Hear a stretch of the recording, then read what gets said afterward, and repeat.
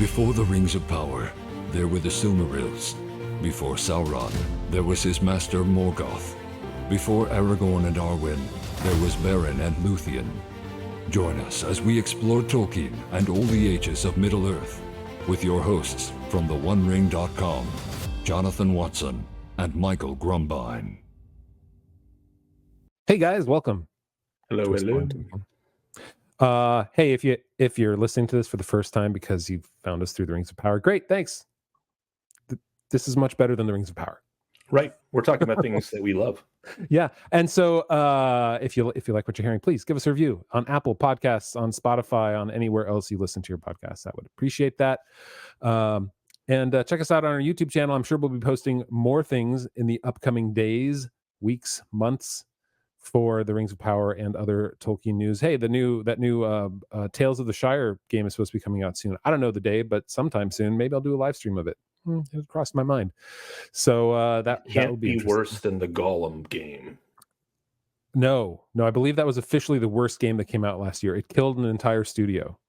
It might be one of the worst games of all time. Yeah. So go to theonering.com/YouTube. You'll get there right away, or just type in the One Ring in YouTube and you'll find us right away. Or Exploring Tolkien Anywhere will also find us anywhere. This week we're back into The Hobbit, Chapter 3, A Short Rest. After last week we did go through the rewritten parts of Chapter 2, which skewed my mind a bit after coming back to reading this, and we'll talk into why that did. We're also going to go into an extended podcast where we're going to ask some questions about the elves and gnomes, about Rivendell and where it came from, and also about the latest Rings of Power trailer and some of the predictions in it, even though that, I mean, I don't know, what do I say after the even though? There's just not much for me. Obviously, you guys know I'm critical. There's not much for me to enjoy in it, but it's interesting to see where they're taking it, even if it's taking it off of a short walk off of a long walk off of a short pier. Right. So, and I'm without getting into specifics, I can say that whenever I watch the Rings of Power, the season 2 trailers, and I will probably have the same attitude when we start watching the episodes, I come at it from what have they changed from season 1 in terms of the way they're approaching this, because they famously failed to admit that they were going to change anything, listening to the fans or anything like that. There was one oblique comment that might have been read that way, but basically they were just they did the not lucky sort of childish thing, and forged ahead with season 2. And so it's funny, but I think in the background they did actually make some shifts. They abandoned some of the stuff, and they're going to throw at us a bunch of war and action to try to distract us from the terrible writing, no doubt. Yeah, no doubt. But, all right. Who knows? A miracle could occur. Hey, Tom Bombadil is going to be there to save it all. Oh, brother. Never mind. I was going to say something positive, and now you just killed it. So if you want to hear that, join us at theonering.com/member. Become a member. $4 a month. First month is free. You'll get the extended podcast. You'll get it on YouTube. You'll get it in Patreon if you go to theonering.com/Patreon and join up there. What's funny is Patreon, Apple is taking their 30% now from Patreon, where originally I guess they weren't. So now Patreon costs are going to go even higher. So if you really want the best deal, because Apple's taking 30%. If you go through our website, the credit card companies take a little bit more than 3%. So that's the difference if you want to know. So yeah, Apple really screwed. I mean, I enjoy Apple products, but man, their app store is just it's a ripoff for everybody. Yes, this is Apple. So making money on their the fact they can't invent new things anymore, so they're just finding ways to make money on old things. Right. So go to theonering.com/member, join us there, and download the extended podcast and get access to it from that location. All right, so that means it's time for our new Hobbit Facts. Okay, this comes from the history of The Hobbit, the long extended book. I'm getting a lot of Hobbit facts, and sometimes I got to figure out which one I want to go to. So there are a few. So this time, one of the interesting quotes that I came across was Tolkien calling Elrond a fortunate accident of having Elrond in Rivendell in The Hobbit. And so this comes from letter 257 to Christopher Bretherton in July 1964. And he's talking about The Hobbit and answering some questions that this person had. So here's what he wrote. From The Hobbit are also derived the matter of the dwarves, Durin, their prime ancestor, and Moria, and Elrond. The passage in chapter 3 relating him to the half-elven of the mythology was a fortunate accident due to the difficulty of constantly inventing good names for new characters. So he put Elrond there. He put the name Elrond there because just like, I can't come up with another name. Because, the name had to mean something. He couldn't just throw some consonants, vowels, and an apostrophe together and say it's a fantasy name like a lot of authors do these days. Or, if you're inventing the name of a massive troll, why don't you call it Damrod? Because Damrod. that's Faramir's friend. It's totally likely that the trolls would have the exact same words that the Rangers of Ithilien do. Dude, that was nuts. Anyway, okay, so and then he goes on to say this. I gave him the name Elrond casually, but as this came from the mythology, Elros and Elrond, the two sons of Arundel, I made him half-elven. Only in The Lord of the Rings was he identified with the son of Arundel, and so the great-grandson of Luthien and Beren, a great power and a ring holder. So when he wrote The Hobbit, Elrond was, in his mind, was just the name. He hadn't really associated him, even here, he says, with the son of Arundel, right? So it was just a casual naming. And so to have Elrond in Rivendell wasn't exactly where he anticipated putting Elrond in the mythology of Middle-earth in the Third Age, because The Hobbit was not necessarily meant to be that. So I thought that was really interesting. So Elrond was according to him, quote, fortunate accident. But that's sometimes what happens. Here's the thing. Is it an accident if he had already created Elrond? The name was in his head, and I'm sure parts of that name, parts of that character are attached to that name, so he couldn't help writing Elrond in that way, even though he was not necessarily the Elrond that he had already talked about as the son of Arundel. Yeah, that was cool. So that is cool. Hobbit That's back. very cool. And it's interesting to think that he wrote that letter 2 years before the published version of The Hobbit that we're all familiar with, right? Because that's true. That was the 1960. That was 64. Good point. So it'll be interesting to read the next chapter in the rewrite and see what would have been different about Elrond, if anything. I don't know because I haven't read it yet. And any chance I can do to grab this new letters book. That's a beautiful book. It is a beautiful book. I like it. Not quite as large as the history of The Hobbit, but almost. All right, so we're going to get into chapter 3 here. And I know it's a short chapter, but I feel like if we try to do too much, bite off more than we can chew, we feel that we're not giving it its due. So we're going to stop right sort of after the elves meet the dwarves and Bilbo for the first time, and they do their silly singing. But we're going to divide this into two parts. First part being sort of the land, how they get to Rivendell, and then that short part in Rivendell with the elves. And I've got a little treat if you guys listen to. I've got an oral treat, AURAL treat for you guys for the Elven song that we'll listen to once we get to that point. So stay tuned. Okay, so the world, and it's interesting because after reading the rewritten chapter 2 last week, going over it, called was it The Broken Bridge? Mm-hmm. I think so. Okay. And if you remember, I liked that chapter better than the chapter in The Hobbit. I thought it was more mature, but didn't lose as much of its charm. I thought it was a good middle ground. And what it did do, though, is it established the land as a character. It had places, it had important events. There was a geography that was coherent. And in this here, in reading these first few pages of chapter 3 of the Short Rest, it is not that coherent. And so it really, really made clear to me with the work that he did in that rewritten chapter 2 that we don't get here in chapter 3, for instance. And so let me monologue for a minute on this here, and then you give me your take. Sure. Everything in the land seems more random. It seems more near, meaning there's not distance. It seems small. And so, it's almost that randomness and that indistinct aspect of the land really bothered me this time. So, for instance, I'm just going to go through some of the phrases that he uses in order to talk about time, for instance, right? Things being smaller. So he would use things like, just that day or the next day or one morning. So you don't even know how much time has passed at this point. And this is sort of fine, like for a fireside story for children, but it feels like for a book, it doesn't.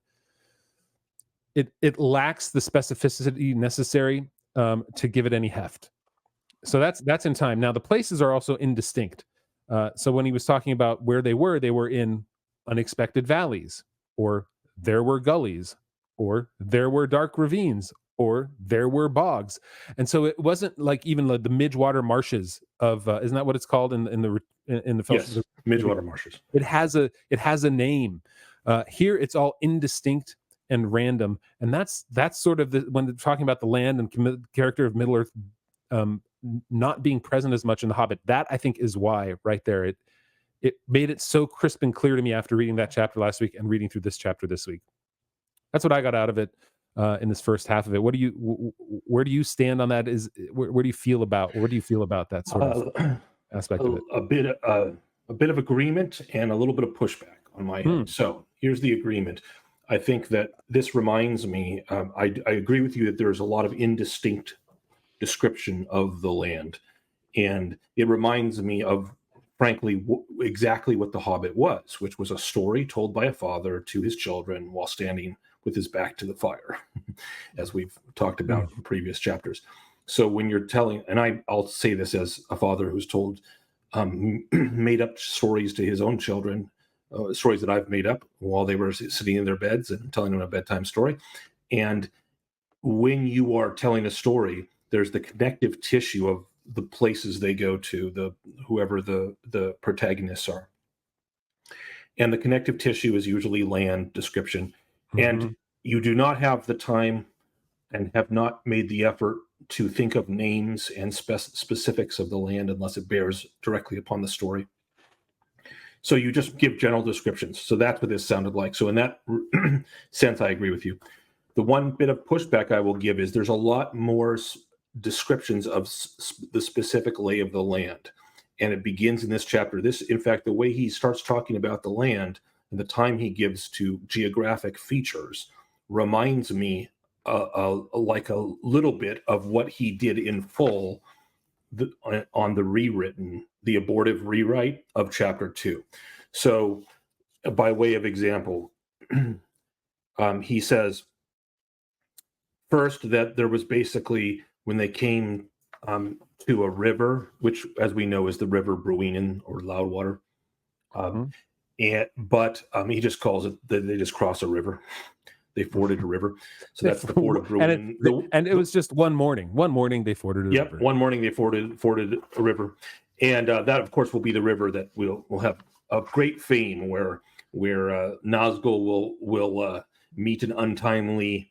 and Arwen is there to protect plans. Frodo. And Arwen, no, shush. And Glorfindel and Frodo challenges the Witch King, and the Witch King breaks his sword, and etc. So it's going to be a famous place, but here it's just they crossed a ford. Literally. That's it, right? Yeah. One morning they forded a river at a wide, shallow place full of noise of stones and foam. I can see that Tolkien probably took that and later built it into the ford of Bruinen in his mind in the Fellowship of the Ring. But then, as it goes on, basically they're looking up the land, and Gandalf says that Rivendell's going to be here soon, or they're going to reach. They need a place to stop, and he talks about Rivendell a little bit, the last homely house, and they look up, and it just looks like a vast, broken expanse all the way up into the mountains, a long slope. But then, as they begin going up, then Tolkien starts to do what we have become familiar with in Tolkien and the Lord of the Rings. So he says, there seemed to be no trees and no valleys, and the ground only one vast slope. That was the beginning of it. Morning passed, afternoon came, but in all the silent waste there was no sign of any dwelling. They were growing anxious, for they saw now that the house might be hidden almost anywhere between them and the mountains. They came on unexpected valleys, narrow with steep sides that opened suddenly at their feet, and they looked down surprised to see trees below them and running water at the bottom. There were gullies they could almost leap over, but very deep with waterfalls in them. There were dark ravines that one could neither jump nor climb into. And so this is a mishmash because it's the indistinct description of the type that you mentioned, but it's also, he could have just said, they came on unexpected valleys, with trees below them and running water. There were gullies that they could leap over, and almost leap over in dark ravines they could not. But he starts to go into details and create pictures of the land. So he doesn't just say in the next sentence there were bogs. He says there were bogs, some of them green, pleasant places to look at, with flowing bright, with flowers growing bright and tall. But a pony that walked there with a pack on its back would never have come out again. It was indeed a much wider land from the ford to the mountains than ever you would have guessed. Bilbo was astonished. And then it talks about how there was a path marked with white stones, which apparently is intermittent because Gandalf has to search for the white stones as they follow it, which doesn't seem like a great plan if you're going to hide your valley. So that the fact that there's white stones probably doesn't afford well with the telling of the finding of Rivendell in the Lord of the Rings. But in any case, he's leaning a lot more into a lot more detail about the land, which is different. Is greater than the detail that he gives in the previous chapter about the land. So I do think he's starting to sort of open up his style, and we're going to see, of course, more and more of it as they go past Rivendell, that the land becomes more and more of a thing, of a character. Probably never to the extent that that he does in the Lord of the Rings, but I do see the beginnings of the green shoots, so to speak, of that style starting to build here in this chapter. Yeah, well, that's true. I mean, clearly, what's interesting about this, and Fra brought this up in our Discord chat, which you can get to by going to theonering.com/member and becoming a member for $4 a month. But what he brought up is the point that Rivendell is directly inspired by what is it? The Lauterbrunnen, the Swiss Lauterbrunnen Valley. So here, let me bring that up on the screen if you're watching in YouTube. So this right here, this is Tolkien's painting of the valley. You can barely see over here the last homely house right there, and you can see the misty mountains over in the distance up here. So visually, he knew what he wanted because this is what he saw in real life. And you can see right there is the entire valley. Thank you to Fra for posting these in Discord. So it made me super easy to find these. But you could see, like, there's the valley, there's right here, there's a town at the entrance to the valley. The mountains are off in the distance. And clearly there's not this gentle slope into the valley, into Rivendell, I think, that you have right here necessarily. But he had this vision. And so when he's describing it in The Hobbit, this is distinctly what inspired it. And so that's the specifics, I think, come from he knew exactly what he wanted to see right there. Like it was burned into his brain. It wasn't a random, like, oh, there was a place I went to when I was 8 years old and I'm trying to redescribe that, which was a little more general. This was really specific. When had he encountered this place? When had he even? Yes, he was there. I'd have to find out exactly when.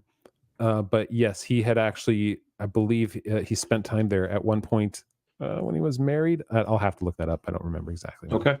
But yeah, he saw it in person for sure. Yeah, it reminds me of Yosemite, doesn't it? A little bit too. It does. But it has a slightly different character. Clearly, glacial. Like it just tore it right through the middle of the mountain, just ripped it right out, which is pretty awesome. You can imagine massive rivers having run down there at some previous era. Yeah. So there you go. That's very cool. What inspired by. Okay, so is it time maybe to take a look at the elves? Yes, our first Tolkien's finally tackles the elves for the first time, and they are a lot lighter in the loafers than the elves of Middle Earth. That's funny. A lot lighter in the loafers. I would say so. It strikes me that it is very hard to reconcile the elves that tralalalali versus the elves that say versus Elrond, and even the elves of Mirkwood are not like this here in a way in this book, are they? I'm trying to remember. Do they even sing? Well, they are a little less serious than elves of Middle Earth in Lord of the Rings. Yeah. But they are. This is the first. This reminds me of the tales of elves as sort of sprites and fairies. Now, he doesn't describe them that way. They are clearly, man-sized or taller, but the way they act is very carefree and fey. Yeah. And less serious than the elves that we are all. The first time we see elves in the books of Lord of the Rings, there's a note of this. It's what is his name? I just went blank on the Gildor. Oh. Thank you, brain. So Gildor is much more serious, but his troop of elves in Lord of the Rings, in the Fellowship of the Ring, do have this sort of. There's a lot of laughter and singing and carefreeness, but Tolkien's clearly toned it down from the elves of the Hobbit. And the elves of the Hobbit, they really are silly. And I've heard a lot of people debate this before, so I want to hear your thoughts on it. Some people defend, even some very famous folks like the Tolkien professor, Dr. Olson, will defend to the hilt the Trollalolly elves, as he calls them. He says that they must be taken seriously. And Tolkien kind of gives a hint at that because he does say after the elves' song, even decent enough dwarves like Thorin and his friends think them foolish, which is a very foolish thing to think, or get annoyed with them. So there's the fact that dwarves think elves foolish. This is not the attitude that dwarves have towards elves in Lord of the Rings, or the Silmarillion, or the Silmarillion is entirely different. Right. So this is not a this is a different kind of elf, despite everyone, folks' protestations that no, this is just a different version of them, or one that's completely consonant. I don't think it's consonant with the elves of Middle Earth. I think it's a proto-elf version, and there are some elements that are similar.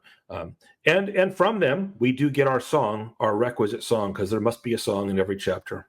Yes. So I have the song for you, read expertly, and I will reveal it in a minute. But first, let me talk about the elves a little bit, and that it is hard to be consonant between the two elves of the Lord of the Rings and the Hobbit.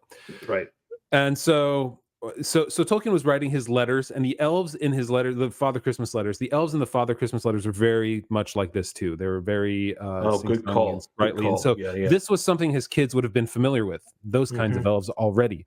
So I'm sure that lent itself into how he told the story and how he framed the elves for his children. And then the elves are still dangerous. Tolkien does write that he loved elves, though he seldom met them, but he was a little frightened of them too. So despite their sort of goofiness, I feel like it's sort of it's almost a little bit sinister. Like it's a little creepy that they're singing these songs and then they make fun of them, and then you're a little frightened of them. You're like, it's like they're bullying them a little bit, or is it just the sprightliness of elves? And so this is what I read then in the history of the Hobbit and going through this chapter. That he brought up, which was really interesting, which I didn't know because I don't know the history of elves and how they were told in stories before Tolkien told them in The Lord of the Rings and the Silmarillion and the Hobbit. He writes this: the chapter is filled. This is Ratcliffe, the author of The History of the Hobbit. The chapter is filled with hints that elves can be dangerous, perfectly in keeping with the terror the fair folk inspired in most folk who believed in them. He's talking about in real life. Many of the recorded encounters with them in medieval lore are in the form of cautionary tales, and charms against elf-shot remained current from Anglo-Saxon times to the 19th century. Elves were blamed for everything from developmentally disabled children to sudden deaths, from lamed horses to mysterious pregnancies. Perilous yet fair, they were treated with the same wary respect as the Furies and God. To speak their proper name was to invite their attention, and hence court disaster. So when Tolkien wrote about elves, it wasn't that they were safe and that they were beautiful and that they were long-lived. The people who would read elves would think of this here more than they would think the elves that we know, or that Tolkien essentially established for fantasy literature from then on. It was a much more, like you said earlier, like a fairy, a fae thing. And so I found that was really interesting. It solidified to me why the elves are this way. They're the elves that his children knew, and that they're the elves that the world was already familiar with in a way. Could not agree more. I think that Tolkien, you said it, the best thing you said, in my opinion, is the last thing you said about these are the elves that Tolkien brings to us. So Tolkien he's very familiar with the tradition of elves in lore.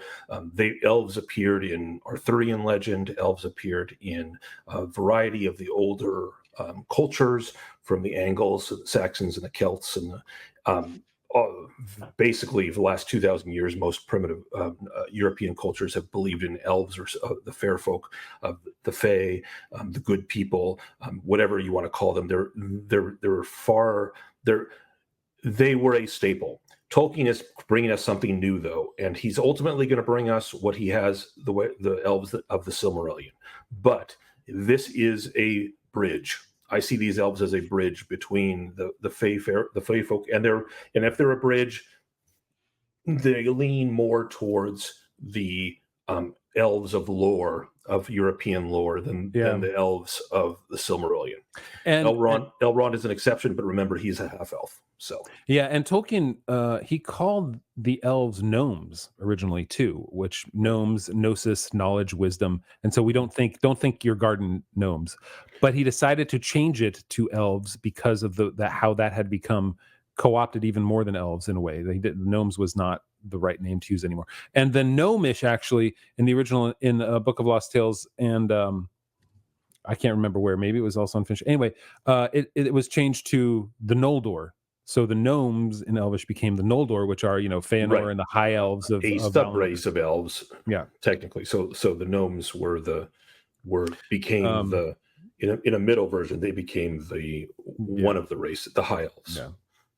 Well, it's an example of how the story is in the middle of him still developing Middle Earth, and how he's throwing in the names. Again, Elrond was a fortunate accident, and these elves are not established necessarily as the gnomes were in his Histories of Middle Earth and the Fall of Gondolin and Beren and Luthien. If accident you call it, to use Tolkien against Tolkien. Right. Ooh, oh, yes, indeed. Perhaps there are other forces at work in the world that we which is a very comforting thought indeed. Yeah. So just speaking of comforting thoughts, the elves are Scottish, apparently. Oh? They sing about bannocks.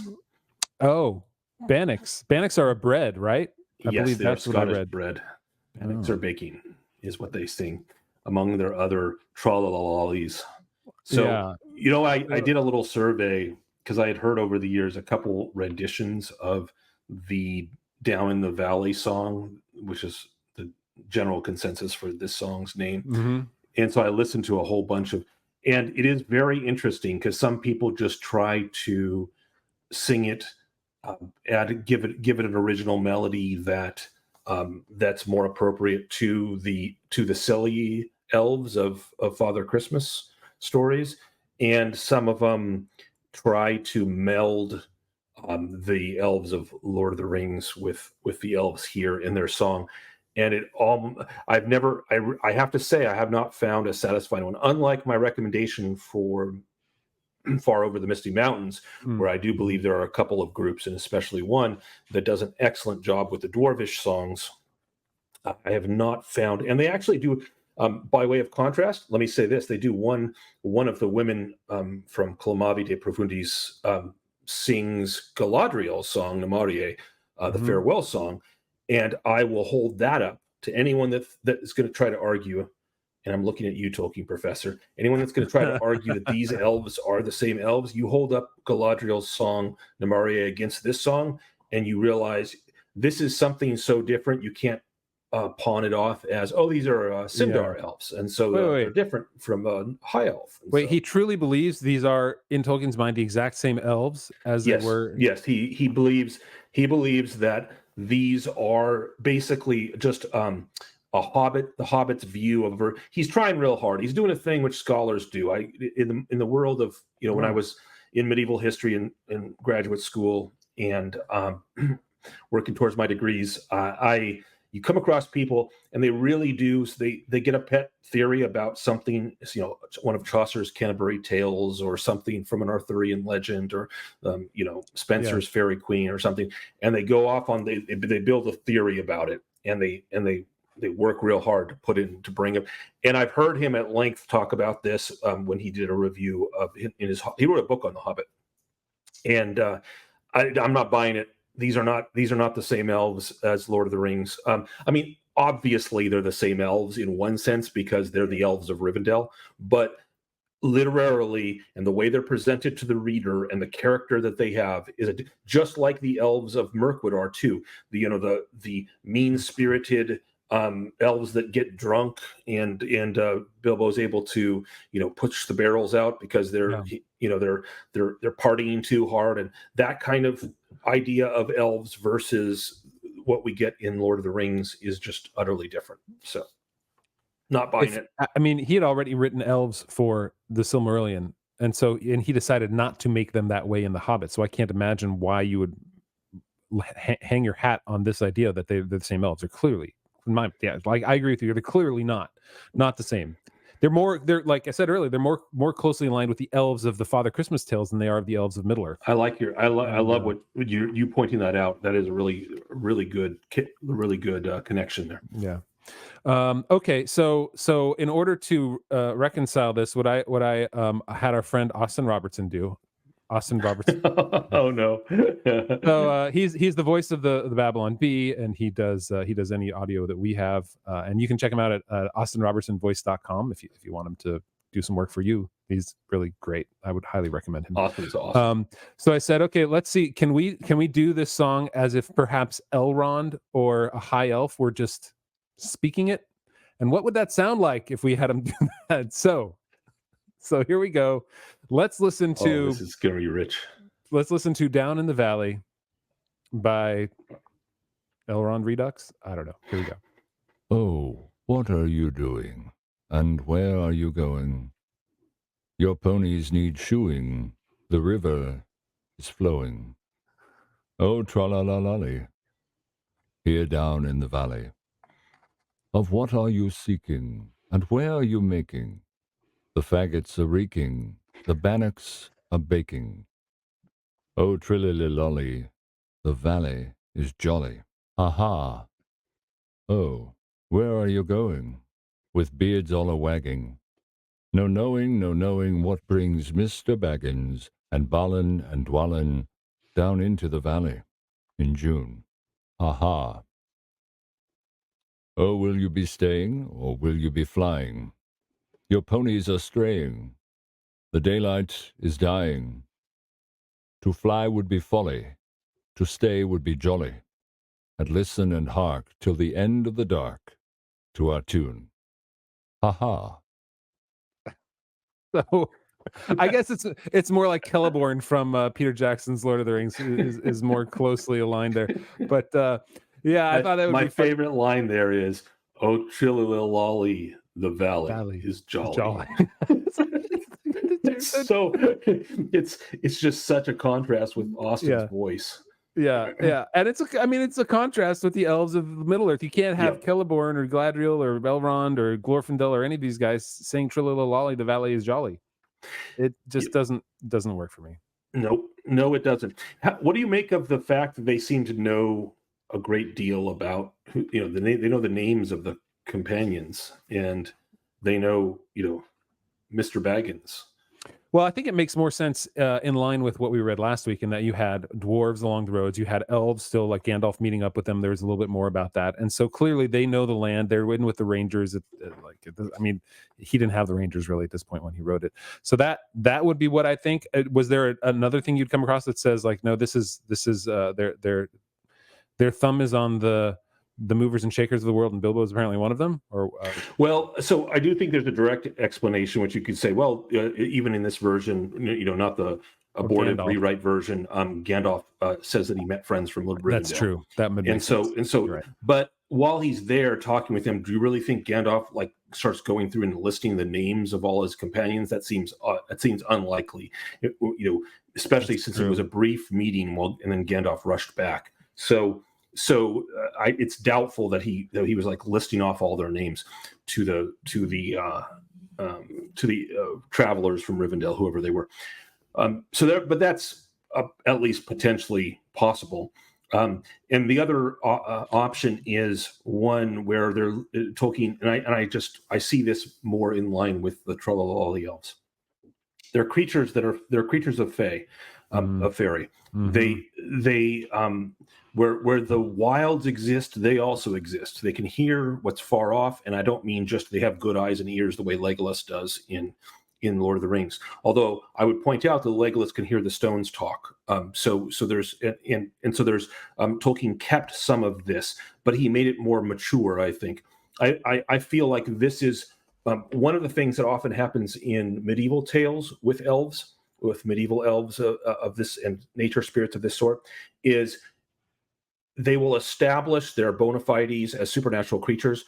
Then they don't do that like, I'm proving to you I'm a supernatural creature. They will just, when you meet them, they will say things that they have no way of that there's no way for them to know if they did not have some sort of supernatural powers. They will tell you knowledge about yourself or something with regard to you that's way too intimate, way too close, to unknown to even normal, even humans around whom you live, and that's a way of establishing here we have creatures that are different in nature. They are kind of supernatural creatures of a sort. And be careful. That's the cautionary tale that you mentioned is a big part of that. So I feel it's more likely that that Tolkien's giving them knowledge, which even of specific names and things, which I don't think they reasonably probably could have had with to just show us that elves are of a different sort, and you got to be careful with them. I was just looking through this here while you were talking. I don't think they actually mentioned anybody's name except Bilbo. I don't think they mentioned Thorin. So the only name they would have had to know was Bilbo. No, they say Balin and Dwalin. Do they? Where is that? Sorry, I want to make sure. In their song? Right. What brings Mr. Baggins? Oh, sorry. I was looking at right after the song. Yeah, you're absolutely right. Huh. Yeah, because if it was just Bilbo, all right. Yeah, if it was just Bilbo, it would make sense, because Gandalf could say to them, oh, I've got to go back and I'm protecting this. I'm helping this hobbit, right? He's going to need my help. I'm pushing him along. His name's Bilbo.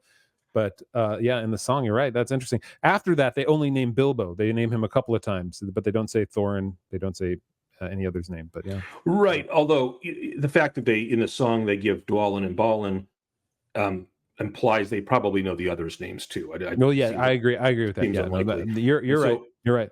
So anyway, I think that we're it's meant to add the air of mystery to elves in a very medieval way. Yeah. Yeah, because the elves are not the same as the elves from the Lord of the Rings, and I think we can be okay with that. I don't like the idea of retconning things and trying to force things into squares into circles. Exactly right. Exactly right. There are giants here in the Hobbit, which we haven't encountered yet. We're going to. There are giants. There's no mention of giants, or at least none. We don't meet any directly in Lord of the Rings. There were two-headed trolls, even when you think about it, right? Like he mentions that earlier too, and so there are plenty of creatures that are different. Don't try to retcon everything. It's okay to be what it was and to be okay with it. Agreed. Agreed. All right. So next week we're going to finish off the second half of the chapter. Unless you have anything else to say, don't mean to cut you off. I think I'm good. Okay. We're going to finish that off, talking about the more specifics and meeting Elrond, and then getting back on their way. We're going to jump into our extended podcast, which you can get to by becoming a member at theonering.com/member or Patreon. No, wait, theonering.com/Patreon. Got to get it right. And thanks to Lynn and Rich for being sponsors. We've lost a couple sponsors. They've downgraded to members, but we still appreciate them. So thank y'all for still being around. But we appreciate everyone, even the freeloaders. Even the freeloaders. Did you think it would end this way? Oh, the journey doesn't end here. The grey rain curtain of this episode will be rolled back, and all will turn to silver glass. And then you hear it. Distant sounds like waves on diamond shores. A far greater episode under a swift sunrise. Man, you're keeping me on my toes with having to find that transition button here in order to get the freeloaders off our back. Transition button. Man, they made it so easy now. You used to have surgery for transitions, but now it's just a button. Oh my gosh. That took a left turn really fast.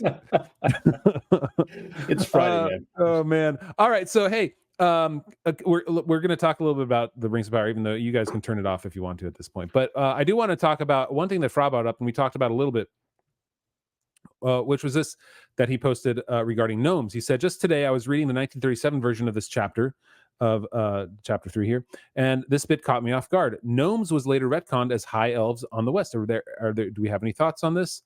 And then he said, I'd like to imagine David the gnome at the Council of Elrond. But apparently this is the explanation from the Book of Lost Tales, right? Tolkien had used gnome in his earlier writing to refer to the second kindred of high elves, the Noldor. Yeah. So if you look back through like the Book of Lost Tales, I have it up here. And gnome is used everywhere. I mean, if I do a search for the word gnome, it's used 176 times in that book, because that is the description, that is the name that he gives them. Which Book of Lost Tales? This is the second one. I could also check the first one here. Let's see. But it is like that. That is what Tolkien used, and then eventually he changed it. I wasn't ready to find the quote for you. In the first book, it's 107 times. So I don't remember exactly when he changed it. I believe it was in the 30s. I don't have that in front of me, but he did decide to change gnomes to Noldor, and then all elves were just elves. There's no more. That separation wasn't really there. So if you read the Book of Lost Tales, you'll be like, who are these gnomes? We'll just think Noldor at that point. You know what? I find there could be a white paper here somewhere, a Tolkien white paper, but there's an interesting history with Tolkien wrestling with common cultural conceptions of the creatures that he has and the races that he has in his books. And sometimes, like with gnomes, he gives up and he says, I'm abandoning my usage of it because there's just no way that I'm going to make this consonant with my readers, essentially, or even with my own satisfaction of the race. So on the subject of gnomes, he gives up. On the subject of dwarves, he does not, but he remains bitter about conceptions of dwarves like Disney's portrayal of dwarves. Well, and he did give us the plural dwarves with a V. Although he did want to change to dweros, remember that? Yeah, that's right. He regrets that. That would have been cool, actually. But he and Tolkien was famously a cantankerous fellow when it came to certain topics, and when it comes to the dwarves, I find it funny. I know this is going to stick in the craw of some Tolkien nuts like myself, perhaps, but in this case, I think that his dwarves in The Hobbit are actually closer to the dwarves of like Snow White and the Seven Dwarfs, the tale of Snow White and the Seven Dwarfs. Now, one of his contentions about the Snow White and the Disney tale was that they had essentially been defanged in a way that even the Grimm's fairy tales did not do, and such. And so the source they had sort of flattened the source material in a way he disliked immensely. But then you do see, just as with elves, you see him take a step up with dwarves. So the dwarves of The Hobbit are rather silly, with the exception of Thorin. The dwarves of Middle Earth in Lord of the Rings are not. They're very serious. They're hardy and dangerous. Hardy, dangerous, and noble. Those who've just watched, as you and I have discussed on our on previous episodes when we were reviewing the Peter Jackson versions of the movie, he turns Gimli into a comedic punchline, and the Gimli of the Fellowship, the Two Towers, and the Return of the King is an entirely different. He's a highly noble, creature. Person, and he so Tolkien, it really does take steps to ennoble his creatures from The Hobbit onward into the Lord of the Rings, and so I find that to be interesting. And then you look at elves, and with elves, Tolkien doesn't even reference, after The Hobbit transition to the Lord of the Rings, where he makes elves into the elves of his Silmarillion. He doesn't even reference elves. It isn't like at least I've never heard, I don't know if have you heard any quotes where he's lambasting the Father Christmas elves of lore, that because that's always been a trope is even watch a movie like Elf, as stupid as it is. It's based on the idea that elves are these silly creatures that work for Santa Claus.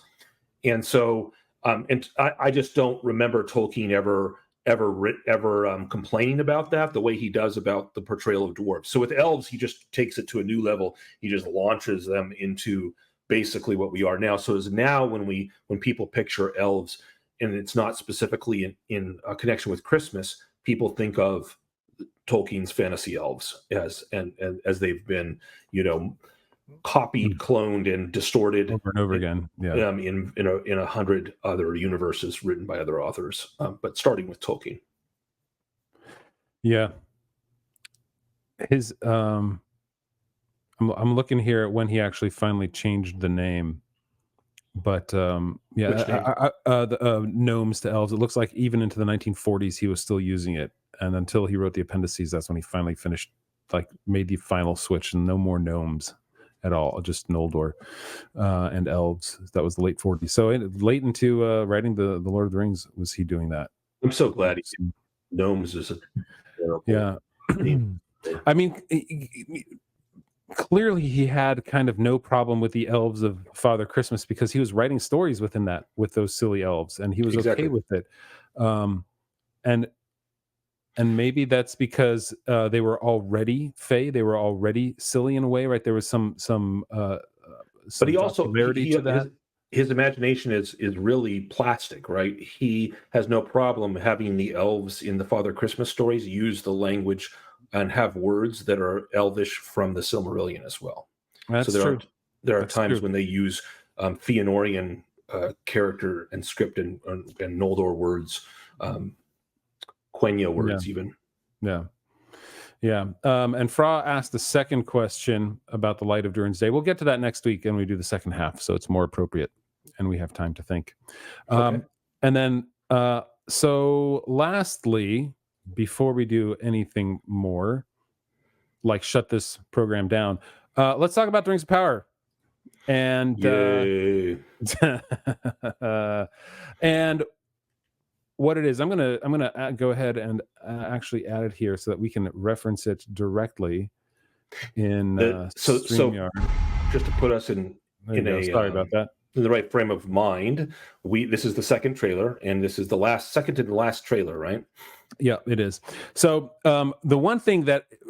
two things that just always stand out to me. One, Galadriel and Adar, their new character. What's funny is I still think that the best characters that they have are the characters that they created, because they're probably free to create them and we're not judging against them. But Adar was a fine character, even though he makes no sense.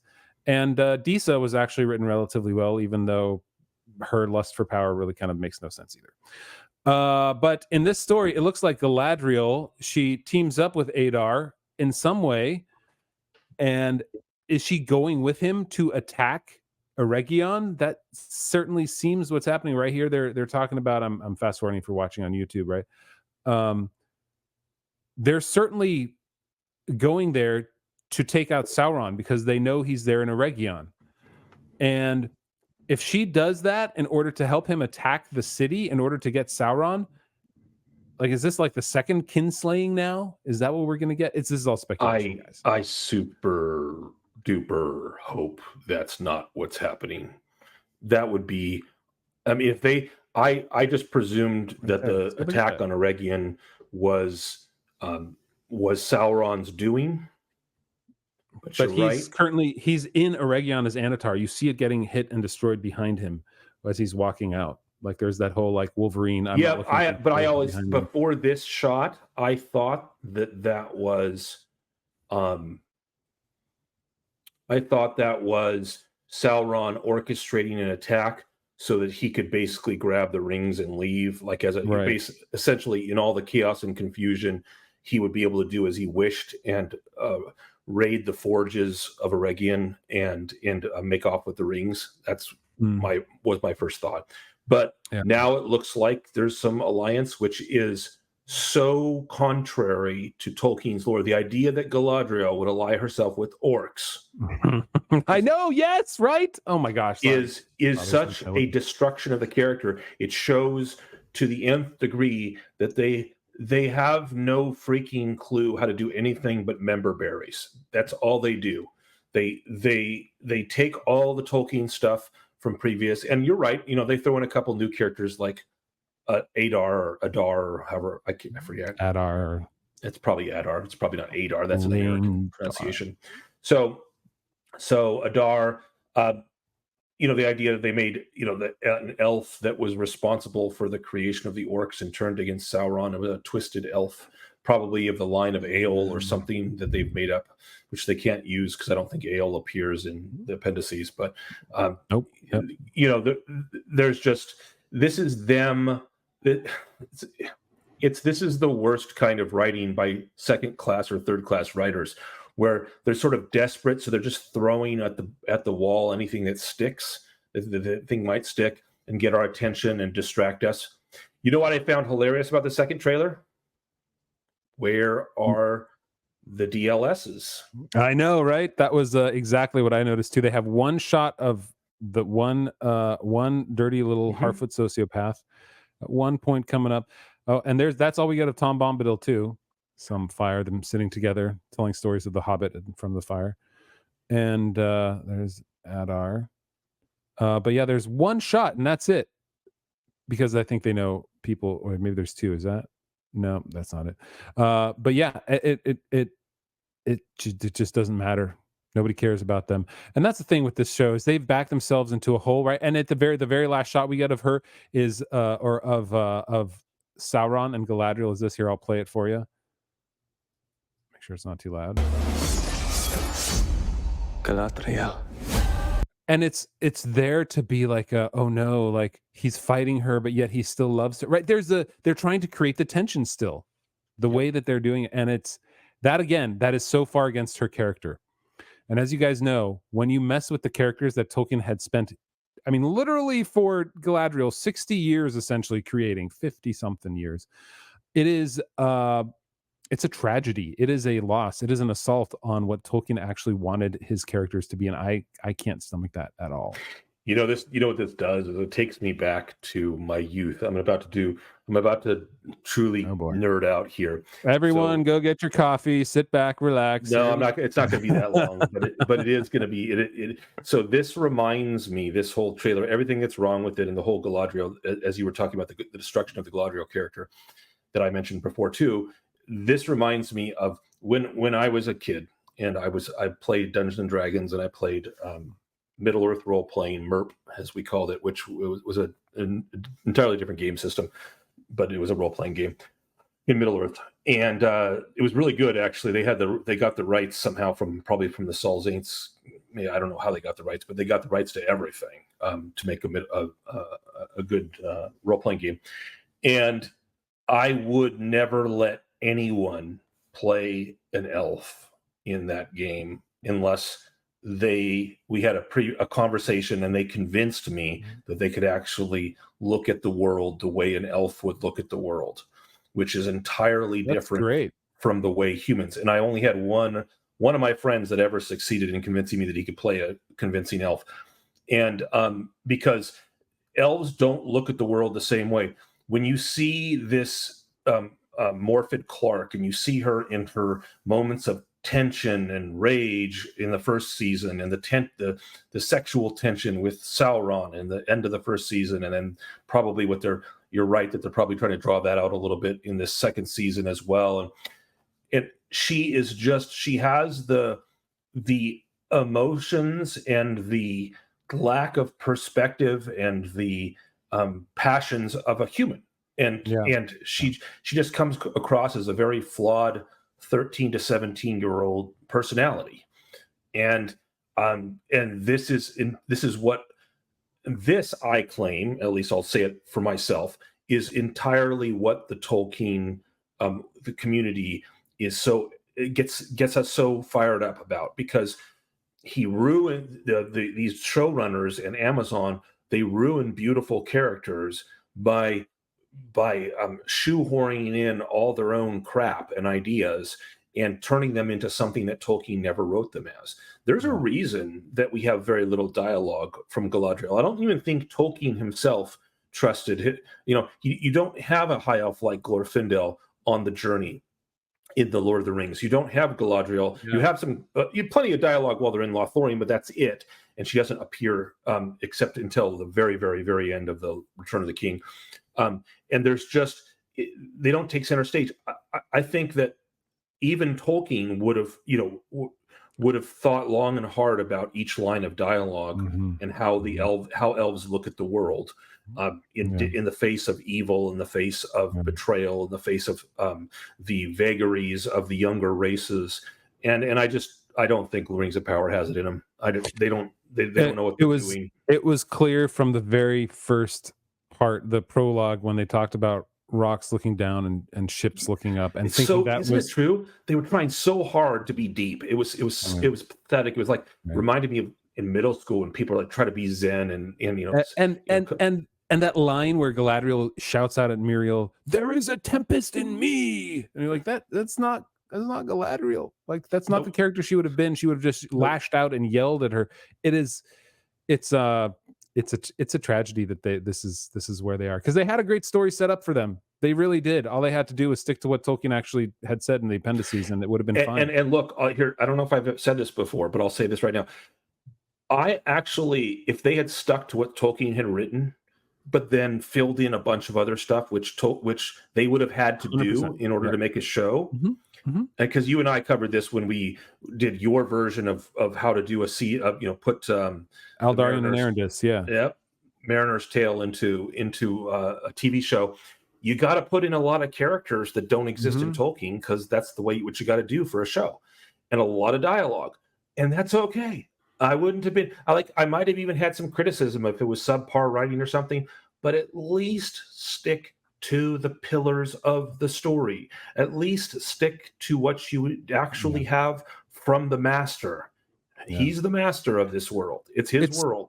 Stick with it. It's so dumb because people think they can do it better, and for some reason, the test of time is really important when it comes to art and culture. If it stands for a long time, there's a reason that it's standing. You may not ever understand why, but there is a reason for it. And for them to come in, just like when we look at, people, they're throwing Shakespeare out of schools for a lot of schools because, old white guy from Europe, you don't want to have that. But there's a reason that he stood the test of time. There's a reason Tolkien is still one of the best-selling fiction books in the world. There's a reason that the original Marvel movies did way better. There's a reason that the original Star Wars movies are better. There's a reason that the original Godfathers are actually, well, the last one's not too bad. But there's a reason, because there is value and there are values in it that these people don't know about and they care little about. There's no vision for a world that they care about. It becomes an exercise in corporate boardrooms in order to make more. And so they don't understand. So they're just gonna be like, well, we don't get why it's good, so what does it matter if we change it? And so they'll just continue to change it.